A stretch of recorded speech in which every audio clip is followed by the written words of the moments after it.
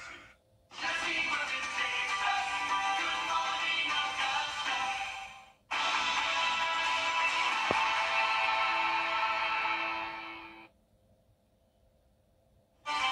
Tracking some much-needed rainfall on the way. I'll have all the details coming up in your 526 forecast.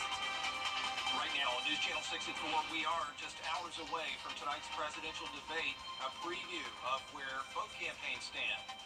Plus, preparing Riverview Park for the Nike Peach Jam. We'll show you the latest renovations and what you can expect. And a local author choosing to use his past to inspire others. His view on making smart choices. As your news at 4 starts now. Live from Television Park, this is WJBF News Channel 6 at 4. The question is... All right, Miller, we appreciate it. North Augusta is getting ready for one of its biggest events of the year, the Nike Peach Jam. Some of the best high school basketball players from all over the country are going to be here in our area for an exciting 2-week event. Graham Lee, live from the Riverview Park Activities Center to tell us how they're making final preparations. Hey, Graham. Well, Brad, Jenny, this is the 28th year that Riverview Park will be hosting the tournament, which is going to feature some current and former big names when it comes to the game of basketball. And as we know, the tournament will host 3 different age divisions and crown the champion of Nike's summer basketball circuit. And some of the top college coaches will be in town to watch. We've had some big names in previous years, Coach K's and Roy Williams, along with some current and former players in the NBA. And thousands of visitors are expected once again, which means a big boost for the economy. You know, we do 8 to 10 million a year based on Augusta Sports Council and CBB numbers, and that's just talking about North Augusta. It's kind of neat to think that 50 weeks out of the year, North Augusta Parks and Rec is just a good community recreation facility, but 2 weeks out of the year, we get to be on the national scene, and it's pretty exciting. So this year's tournament will be from July 12th through the 21st, coming up in just a couple weeks.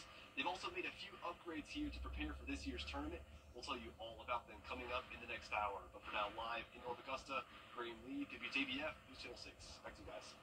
Graham, it's been more than a year since the Columbia County Sheriff's Office opened its real-time crime center. Hannah Latier shows us how it's put a dent in crime since then. Stocked with state-of-the-art technology, the Real-Time Crime Center allows the Sheriff's Office to essentially catch criminals in the act. They can track people down quickly using tools like license plate readers, 1,000 cameras spread throughout the county, research databases, and high-tech phone systems. It helps that the 911 call center and crime center are connected, making communication more efficient. And it's not just crime they track. I was at the center when an incident happened in the county, and the Sheriff's Office was able to respond almost instantly. Virtually being able to respond to incidents such as what's going on behind us, which is a large gas leak that happened today on Furious Ferry Road. Within seconds of us getting the 911 calls about the gas main being hit, we were able to utilize the closest camera we had and actually turn and monitor the scene before anyone even got there. The Crime Center and the 911 call center are hiring. We'll have a link at WJBF.com for you to apply. In Appling, Hannah Latier, WJBF News Channel 6. A local author helping to make positive change in the lives of men, young and old. He's Aaron Kinzer. He's an author, poet, journalist, and mentor. Says he's proud to wear many hats, but it wasn't always his path. Kinzer used to be in jail and federal prison for dealing drugs. He says while he was locked up, he started to write children's books and try to introduce youngsters to positive career choices. He's also a part of the Manhood Tour. It's a mentorship and support program for men of all ages. They meet every Wednesday at May Park. You know, because my lifestyle and my punishment took me from my children. And so, you know, these books are me talking to my children and talking to anyone else's child. But it's really a father who was incarcerated longing to speak and give these lessons to his own child when he couldn't. It took 15 minutes at a time on a monitored phone call. So now that I am released and now I'm free and I have the ability to activate some of the dreams and goals that I came up with and that I dreamt up while I was incarcerated, now I'm able to write these books and put these into a visual form and bring these visions to life. Kinzer has also spent time reading to students at schools throughout the CSRA and speaking with all kinds of groups about positive life choices and how to just choose the right path. We'll have his full story for you coming up tonight on News Channel 6 at 7. Still ahead, drivers, start your engines. NASCAR is making its way back to Nashville. Yeah, taking a look at the big weekend up at the Super Speedway in Music City. Stay with us. It was a scorcher yesterday, official high of 103 at Augusta Field, which is the hottest day we've had in nearly a decade. And more hot weather is on the way. I'll have a full forecast after the break. Hi, EP. The beginning of July, if you can believe it, and we'll be watching for those storms as we go on forward as well. Yeah, appreciate you monitoring that for us, Miller. Working outdoors in the heat is difficult for anyone, but firefighters face additional challenges. They carry heavy gear, wear extra layers of clothing, and deal with flames and smoke along with hydrating. Firefighters take breaks when training on hot days. The gear we wear can add 10, 20, 30 degrees temperature internally. One thing we try to do is prepare the day before shift. We pre-hydrate, drink as much water as possible. Firefighters say 15 minutes of fighting a fire is like 8 hours of hard labor. Other precautions include rotating shifts to protect themselves from heat exhaustion. The 4th of July now just 1 week away. Families getting set to celebrate, many of them with fireworks. It's a time for fun, sure, but retailers are stressing the need to take safety precautions. We talked to the owner of a South Carolina fireworks stand, and he had some advice for us. I always recommend, if you're shooting something that goes into the sky, put a couple of bricks on the side of it or something that makes it not tip over. People tend to have a few adult beverages and light fireworks, and they get a little sloppy feet when they're running back. Things can kick over. You want to shoot into the sky like it's supposed to, not into the crowd or not into your neighbor's house. He also says, not a bad idea to have a bucket of water nearby or even a fire extinguisher when you light those fireworks, just to be safe. Coming up in this race weekend at the Nashville Superspeedway and at Fairgrounds. We're going to have a live report on what fans can expect to enjoy over the next few days after the break. Weather headlines on WJBF News Channel 6. Brought to you by Hickson Roofing. If your roof needs fixing, call Mr. Hickson.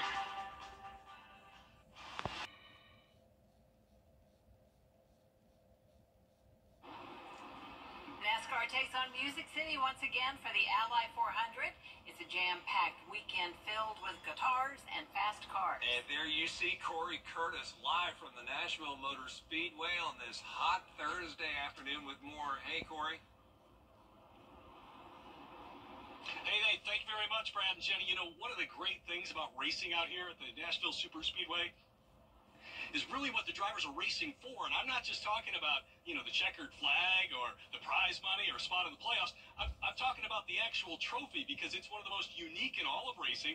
It's the coveted Gibson guitar. And just on Wednesday, they unveiled all 3 Gibson guitars for all 3 races this year. That's the Rackley 200, the Tennessee Lottery 250, and the Ally 400. That all happened at the Gibson Garage in Nashville. Now, Gibson is headquartered right here in Nashville. It's where they make all of their legendary electric guitars. And make no mistake, these guitars are special, and putting them together does not happen overnight. The design process takes a while to collaborate with the sponsors of the race and get that guitar prepared. It's about a 4-month build, roughly, depending on the materials we're using in it, built by the craftspeople at the custom shop. It totally fits Music City and fits the motto at the Super Speedway of guitars and fast cars, so it's a great collaboration with them. Now, Gibson actually giving out a 4th guitar this year, and this one actually went out before the race to longtime race announcer Doug Rice, who is hanging it up after this season. Hey guys, I'm going to be honest with you. I've covered this track for a long time. Drivers love this trophy. They absolutely cherish it because, like all professional athletes, they all want to pretend that they're professional musicians, which they're not. What we cannot have, though, is a repeat of what happened right down there on Victory Lane in 2009, and that was when a young Kyle Busch took his guitar and smashed it live at the Nashville Superspeedway. I'm Corey Curtis. listen. Wow, Corey, I mean, I know there's a lot of... There's more. We need more. You know what? There are a lot of Kyle Busch fans watching right now, but Corey's right. That's unacceptable. We can't have that happen again this weekend. Those are priceless e-cards. Great job by Corey as well. Look forward to more coverage from him as the week goes on. Coming up, a rare U.S. bill will soon be sold. How much it's worth today and why the price is so high. Next. There's a lot to the BassFitter.com Facebook or Instagram.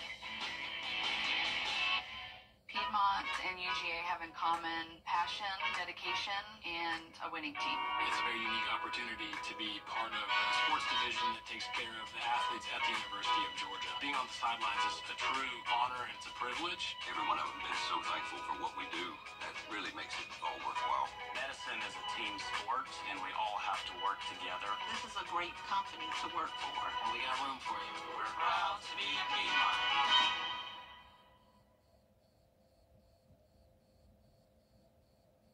How much is a $500 bill worth? Well, auctioneers in the UK say this one could be worth twice as much as the face value. That's because it's a rare bill, printed in 1934. There you see President William McKinley on it, part of a collection of rare U.S. banknotes uncovered over in Wales. And Hanson's Auctioneers is selling everything today. Experts say $500 bills were rarely seen in 1934, but were sometimes used for large purchases like property. Adjusted for inflation, the note would be worth more than $11,000 today. $11,000 today. So yeah, tons more than face value. A lot more coverage you can count on at 4:30. Including the latest Supreme Court rulings and more top stories. These up after the break.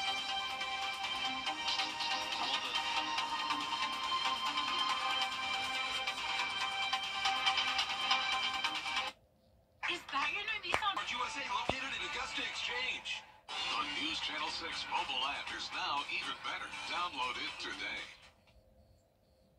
Well, it's been an active day today. For once, right? We needed the rain. We sure have it. Live 5% showing lots of scattered showers and thunderstorms. We'll look at Live 5 and see if we'll have any more rain tonight and into tomorrow. Now on News Channel 6 at 6, the first presidential debate of the 2024 election. We have a preview of the showdown as your news at 6 starts now. Live from Television Park, this is WJBF News Channel 6 at 6. Good evening, everybody. I'm Brad Means. And I'm Jenny Montgomery. Thank you for joining us. Coverage you can count on begins with the first-time former U.S. President Donald Trump and incumbent President Joe Biden. And look at the very active tropics, too. In just a few minutes. Jenny, Brad. All right, Tim, thanks a lot. 2 people in jail tonight in Columbia County on child molestation charges.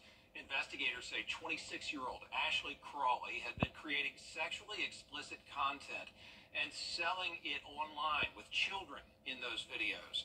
They also say 29-year-old James Tripp was making plans to sexually abuse one of the children. Crawley charged with 2 counts of child molestation, Tripp facing 1 count of attempted incest and child molestation. Looks like guns are going to bring in big money to the Richmond County Sheriff's Office. You know, they take possession of hundreds of firearms every year, and now they're going to send those weapons out the door for cash. Here's News Channel 6's senior reporter George Escala. Guns are a concern for many in Augusta, but now they are enhancing the sheriff's office budget. Being proactive and getting those guns sold and getting out of here to some type of manufacturer for resale someplace else, I think is a positive. Commissioners approving the disposal of firearms confiscated by the sheriff, a total of 1,735 handguns and rifles auctioned off. A Vermont company, the high bid of $267,000,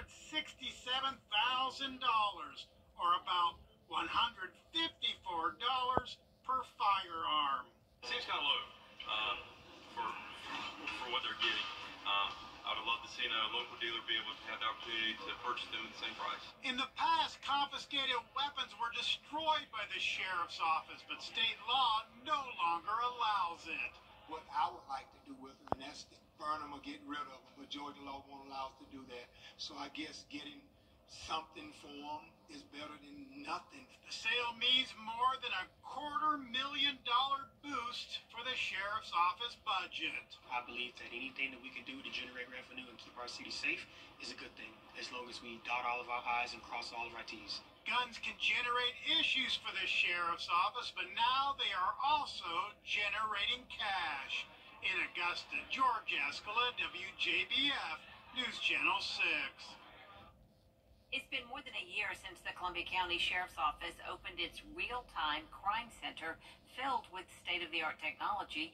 It allows the Sheriff's Office to essentially catch criminals in the act. They'll track down people using tools like license plate readers, traffic cameras, research databases, and high-tech phone systems. The 911 call center and crime center are connected, making communication more efficient. And it's not just crime they track. The Sheriff's Office was able to respond to a public safety incident that happened today, almost immediately.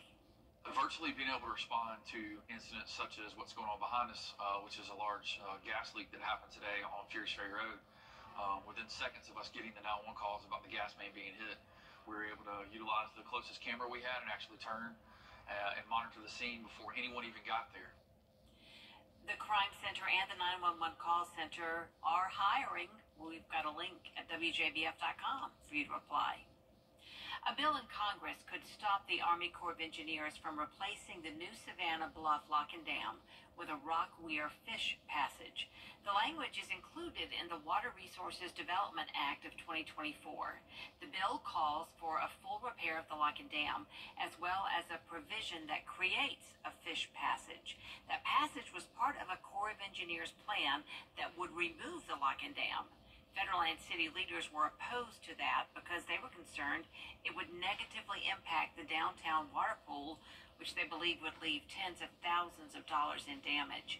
That bill has advanced out of a committee but has not gotten full House approval. North Augusta is getting ready for one of its biggest events of the year, the Nike Peach Jam. Some of the best high school basketball players from around the country will be coming to our area for the two-week event. Graham Lee joining us live now from the Riverview Park Activity Center to tell us how they're making final preparations. Graham? Well, Brad, this is the 28th straight year that Riverview Park will be hosting the tournament, and it's going to feature current and future big names in the game of basketball. The tournament, of course, will host 3 different age groups. That's U17, U16, and U15, and crown the champion for Nike's summer basketball circuit. Some of the top college coaches in the game will be a title to watch, along with some current and former NBA players. Thousands of visitors are expected once again to come to our area, which means it's a big boost for the economy. You know, we do 8 to 10 million a year based on Augusta Sports Council and CBB numbers, and that's just talking about North Augusta. It's kind of neat to think that 50 weeks out of the year, North Augusta Parks and Rec's just a good community recreation facility, but 2 weeks out of the year, we get to be on the national scene, and it's pretty exciting. Guys, the timing couldn't be any better. I've got a few guys practicing right behind me. I'm sure they're getting ready to be part of the Peach Jam festivities as well. That's coming up in just a few weeks. It's going to be from July 12th through the 21st right here at Riverview Park. Live in North Augusta, Graham Lee, WJBF, News Channel 6.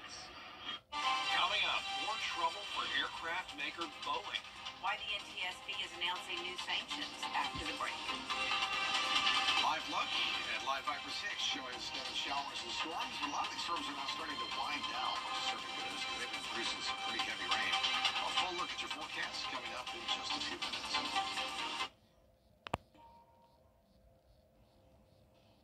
More trouble for Boeing tonight. The NTSB announcing it sanctioned the airplane maker. The board says the company gave unauthorized details to the media about that door plug blowout on a passenger jet back in January. Tim Pulliam reports. The National Transportation Safety Board sanctioning the embattled aircraft maker for this tour. It gave Argio Benitez and others, saying Boeing shared non-public investigative information with the media. It's the first behind-the-scenes look at the aftermath of that MAX 9 door plug blowout back in January. The plane stored at their factory in Washington. Boeing says the plane's fuselage arrived at this factory from Spirit Aerosystems with defects, so Boeing employees had to remove the door plug. But at the end of the production line, the plane had to be moved outside. A crew put the door plug in without the bolts, expecting another team to fully secure it before it was delivered to Alaska Airlines. Their job is to just close it, and they count on existing paperwork very transparently. The fact that one employee could not fill out one piece of paperwork in this condition and could result in an accident was shocking to all of us. But now, a new whistleblower has come forward from Spirit Aerosystems. Richard Cuevas, a contract mechanic, alleges he saw issues that would compromise the plane's power and air pressure on a 787 Dreamliner jet. He claims Boeing inspections identified 117 out of 200 holes were improperly drilled and fixed them. Shortly after raising those concerns to both Spirit and Boeing, he was fired on the same day as an FAA inspection.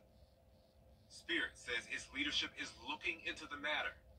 Boeing says engineering analysis determined that the issues raised did not present a safety concern and were addressed. We are reviewing the documents and will thoroughly investigate any new claim.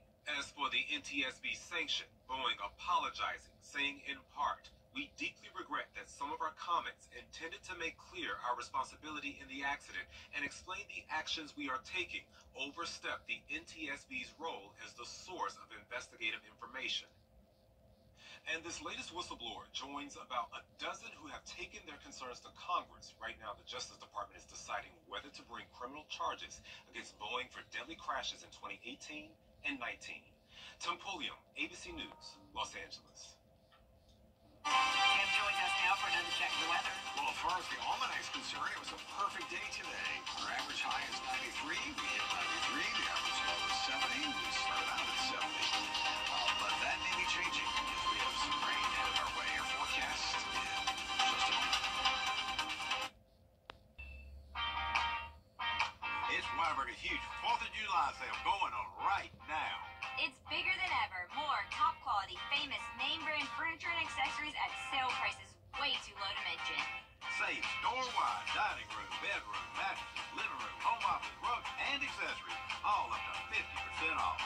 No minimum purchase required. Can you save big during the 4th of July sale going on at Weinberger's Furniture? Yes, you can. Some things are just too big. TV. Rapper Snoop Dogg provided play-by-play commentary at the U.S. Olympic track and field trials up in Oregon. Snoop calling the steeplechase event. 52 years old, he got down and ran the track, tried the 200-meter dash, finished in 34 seconds. Not bad, but about twice the time of the Olympians. He's going to be a special correspondent when NBC airs the games. How about that? I'm out of breath just watching it. Afternoon thunderstorms, yes, over the next several days, which is good because we get to certainly use the rain. The humidity will be up, so that means the heat index will be between 100 to 103 the next several days. Nice. All right, Tim. Thank you. Thanks for watching, everybody. We'll see you again for News Channel 6 at 11. Good night.